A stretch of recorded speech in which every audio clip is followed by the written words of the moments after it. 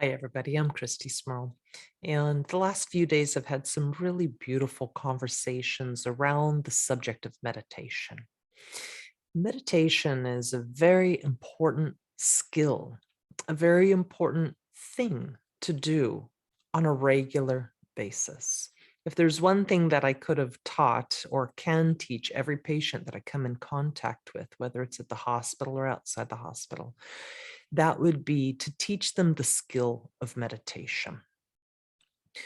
Now, when we do meditation, most people in the beginning will say it's very difficult. It's actually strenuous for their mind. And the reason for difficulty in the beginning is the fact that the mind wants to keep chatting. The mind wants to stay engaged with its conditioned pattern, its conditioned thinking, its looping thoughts in the background. And our job during meditation is to move beyond those conditioned thoughts, those conditioned patterns, those thinking things, and to rest the mind. Or sometimes I like to say, arrest the mind. And in order to do that, we need to realize that meditation is a multi-pronged process. The first thing that we have to do is quiet down the nervous system. So a lot of different lineages, they recommend pranayama first.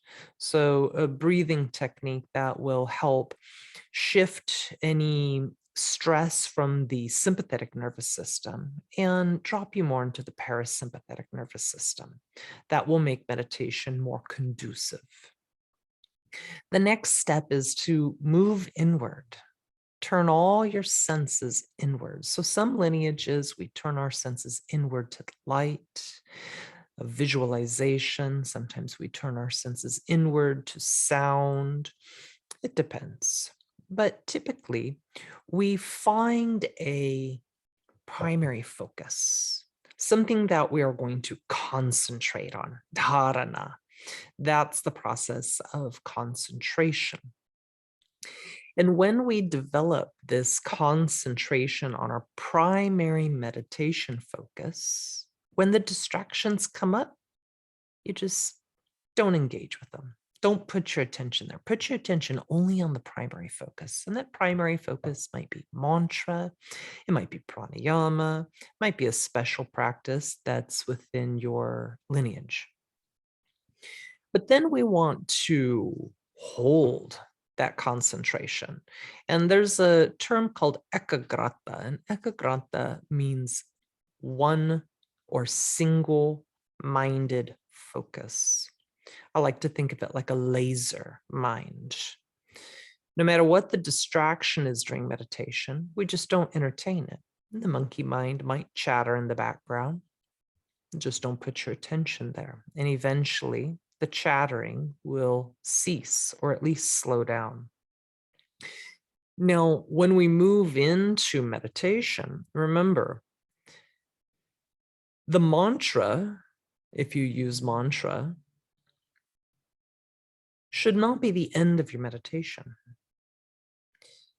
You want to move into a place of silence afterwards. Your ultimate goal is to silence the mind, to become like a still ocean or like a still lake, no movement across the water, no ripples, or like a clean mirror, no smudges, no disturbances in that mirror, so that you can inwardly reflect divinity, so that you can draw that intelligence of your soul from within your body so that it can radiate outward from you. And in order to do that, you have to silence the mind. You have to focus.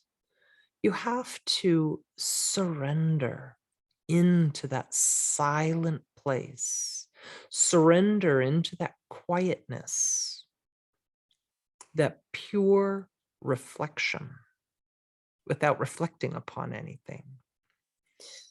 So, also during meditation, sometimes you have experiences, you hear certain things, you see certain things. Just take note of it, but don't let it distract you. Hold with your primary focus. Hold in the stillness, and whatever else bubbles up, just witness it. Witness it without interacting with it, and see if that improves your meditation process. So I hope that was helpful, and I will talk to you all soon. Namaste.